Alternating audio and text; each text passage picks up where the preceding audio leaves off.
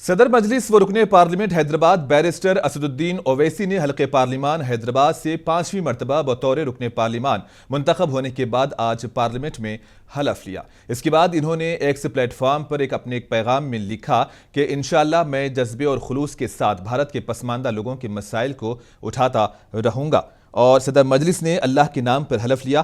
حلف اٹھانے کے لیے ایوان میں جب بیرسٹر اویسی کا نام لیا گیا تو کچھ مخالف ارکان نے مذہبی نعرے بازی کی۔ اپنے فرائض کو وفاداری سے انجام دینے کا انہوں نے عزم ظاہر کیا۔ حلف لینے کے بعد انہوں نے جے بھیم، جے میم، جے تلنگانہ اور جے فلسطین کا نعرہ بلند کیا۔ سوشل میڈیا پلیٹ فارمز پر بیرسٹر اویسی کی حلف برداری کی یہ ویڈیو وائرل ہو چکی ہے اور بی جے پی ارکان کی شرنگیزی پر کافی تیکھے تبصرے کیے جا رہے ہیں۔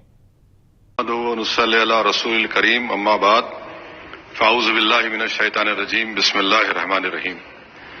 میں اسدالدین اویسی، جسے لوک سبھا کا رکن منتخب کیا گیا ہے، اللہ کے نام سے حلف اٹھاتا ہوں کہ میں بھارت کے آئین پر جو قانون کے بموجب طے پایا ہے اعتقاد رکھوں گا، اس کا وفادار رہوں گا۔